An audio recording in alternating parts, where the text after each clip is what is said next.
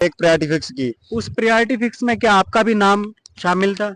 उसमें मेरा नाम जो था वो पहले नंबर पे था। जब एसडीएम की सुनवाई नहीं है, तहसीलदार की सुनवाई नहीं है, रविंद्र राणे की सुनवाई नहीं है, हमारे एमएलए की सुनवाई नहीं है, तो हमारी कहाँ सुनवाई होगी भाई साहब।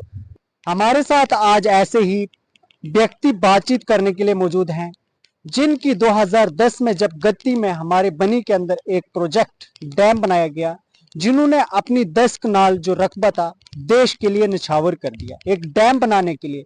लेकिन जैसे ही इन्होंने अपनी जगह जमीन जो है डैम के लिए दे दी, एनएचपीसी वालों को दे दी, लेकिन उसके बाद आज 2025 चल रहा है, ये दर बदर भटक रहे हैं। क्योंकि जैसा ही वहां पे डैम प्रोजेक्ट बनाया गया, वहां के जो एनएचपीसी डिपार्टमेंट था उन्होंने आश्वासन दिलाया कि आपको कॉन्ट्रेक्चुअल बेसिस पे यहाँ के जो नियरर होंगे उनको जॉब्स दी जाएंगी। लेकिन हमारे साथ एक आज ऐसे ही शख्स बातचीत करने के लिए मौजूद है जिनकी कुछ कहानी ही कुछ ऐसी है। जी, क्या नाम है आपका? मेरा नाम नीलम कुमार है। पहले तो मैं आपका शुक्रिया अदा करना चाहता हूँ कि आप न्यूज में ये मसले उठाते रहते हैं। पहले तो मैं आपका धन्यवाद करूंगा। ये डैम जो है 2010 में बनी थी और इसमें 2018 में फिर जो एडमिनिस्ट्रेशन है उन्होंने एक जो है मीटिंग की।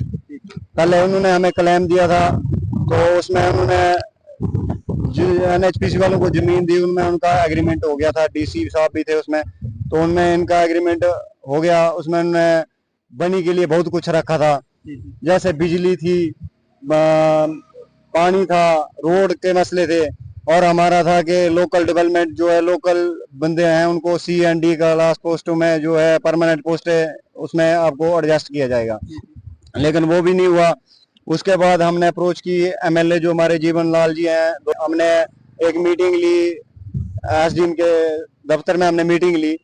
उसमें क्लियर हुआ कि वहाँ पे मौका करेंगे। जो हमारे तहसीलदार थे उस टाइम, उन्होंने बोला कि जो तहसीलदार है वहाँ पर मौके पे जाएंगे, जो बंदे वहाँ पे रह रहे हैं उस टाइम जो रह रहे हैं उनको जो उनकी एक प्रायोरिटी फिक्स की जाएगी, जिस हिसाब से उनकी जमीन गई होगी, जैसे जिसकी टोटली चली गई होगी, तो उस हिसाब से उन्होंने एक मौका किया वहाँ पे, और वहाँ पे उन्होंने वहाँ पे देखा कि किस बंदे की कितनी जमीन गई हुई है, उस पर उन्होंने एक प्रायोरिटी फिक्स की, जिसकी जितने परसेंट गई थी उसके नंबर वाइज उन्होंने एक सीरियल नंबर वाइज उन्होंने वहाँ पे एक प्रायोरिटी फिक्स की। उस प्रायोरिटी फिक्स में क्या आपका भी नाम शामिल था?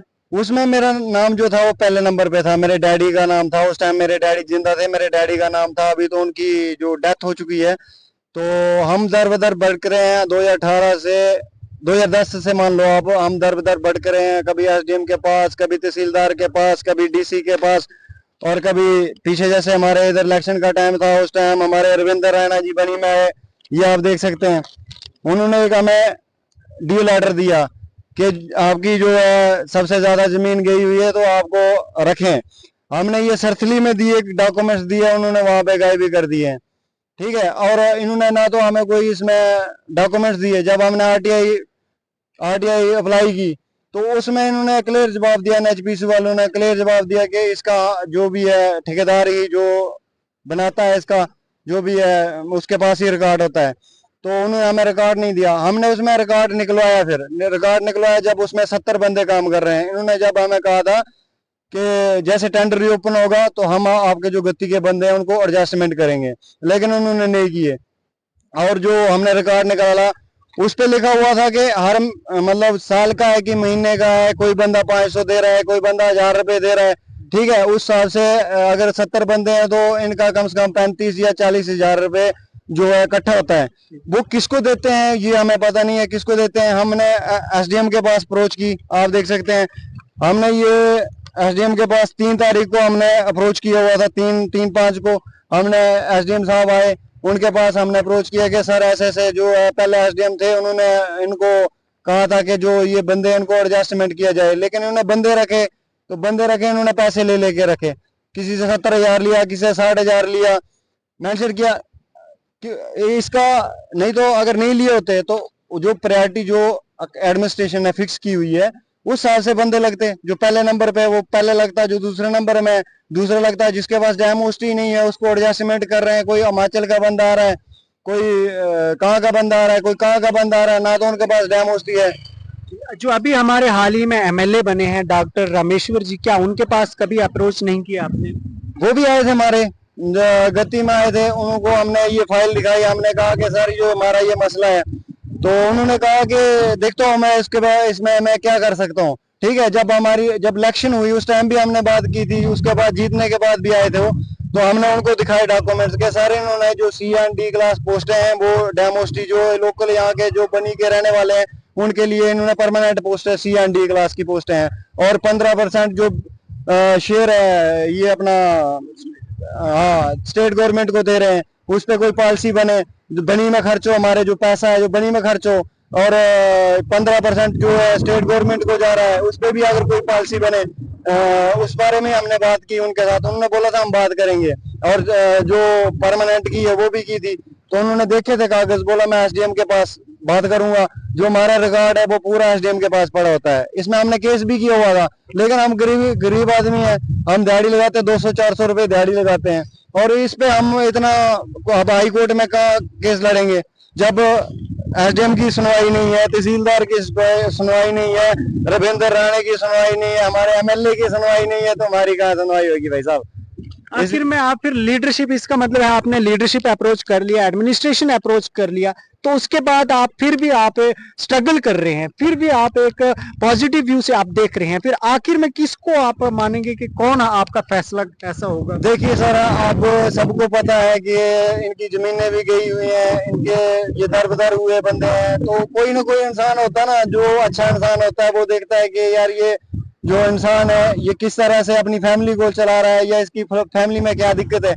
हिसाब से अगर कोई हमें देखे या कोई हमारा मसला देखे, तो उस हिसाब से हम इसलिए मीडिया में अप्रोच करना चाहते हैं कि आखिर में अपने honourable MLA doctor Rameshwar ji को क्या अपील रखना चाहेंगे? देखिए सर, जब ये प्रोजेक्ट बनाना तब भी जो हमारी एनसी की सरकार थी, उस टाइम सरकार थी, उन्होंने ही हमारी जो जगह दी हुई है उन्होंने दी है, उनको सारा ही पता है, उन्होंने ही एग्रीमेंट भी की हुई है, उनको पता है कि क्या 15%। अब हमें तो क्या, हम तो 10वीं-12वीं वाला क्या होता है, लेकिन हमें पता है कि उस टाइम जो एनसी की सरकार थी, अभी एनसी की सरकार थी है, तो ये अगर हमारा मसला करना चाहें तो कर सकते हैं, लेकिन हम लोग हैं, हमारी अप्रोच नहीं है, किसी के साथ बात नहीं कर सकते हैं, हमें दबाया जाता है।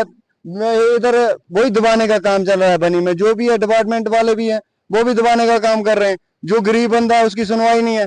कल परसों मैं गया था, एक औरत के साथ गया था, बेचारी विडो थी, तो उसने 10 बार इनकम में अप्लाई किया, तो इसमें जो अपना पटवारी है वो ठीक लिखता है और जो आगे बढ़ा देते हैं, उनकी 10-10 बार तो वो इनकम में अप्लाई कर रहे हैं, तो सुनवाई नहीं है ना। मेरे बोलने का मतलब ये है कि हमारी सुनवाई नहीं है। जो गरीब आदमी होगा वो उनको पता है कि बोलेगा नहीं, वो एसडीएम लिख के दे रहा है, एसडीएम के थ्रू हमारी जमीन जो है गवर्नमेंट उनको ऑर्डर करती है कि इनको क्लेम दो आप और इनकी जमीनें ले लो, और उसमें डिसाइड होता है, कागज में डिसाइड होता है, फिर एडमिनिस्ट्रेशन लिखती है, पूरे जो लीडर हैं वो लिख के देते हैं, डीसी तक लिख के देते हैं, फिर भी सुनवाई नहीं हो रही, तो हम किसके पास अपना रोना रोए। हम तो यही फिर मीडिया के सामने ही बोल सकते हैं, बाकी क्या कर सकते हैं हम। जी जी, बहुत बहुत शुक्रिया। ये थे हमारे साथ नीलम कुमार गत्ती से, जिन्होंने कुछ दस्तावेज भी दिखाए आपको कि जैसे इन्होंने एसडीएम के पास गए, डीसी कठुआ के पास गए, रविंदर रैना के पास भी इन्होंने एक डेपुटेशन लिया है।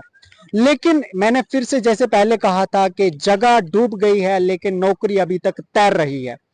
क्यों नहीं, अगर इनको वादा किया गया था कि इनको जो है कॉन्ट्रेक्चुअल बेस पे जॉब दी जाएगी, अगर इनका कहना है कि बाकी वहां के सभी लोकल्स वहां पे जॉब कर रहे हैं, प्रायोरिटी बेस पे जॉब कर रहे हैं, फिर इनको क्यों इग्नोर किया जा रहा है? हमारी एडमिनिस्ट्रेशन हमारे बनी में तैनात है हटमाशका तक, उनसे पुरजोर अपील रहेगी कि इनकी जो एप्लीकेशन है, इनके जो दस्तावेज है, उनके ऊपर नजरसानी की जाए, जल्द अज जल्द एक्शन लिया जाए, ताकि गरीब आदमी को दर बदर भटकना ना पड़े। देते रहेंगे हम पल पल की रिपोर्ट अपने चैनल सच की तलाश के। तब तक दीजिए इजाजत। जय हिंद, जय भारत।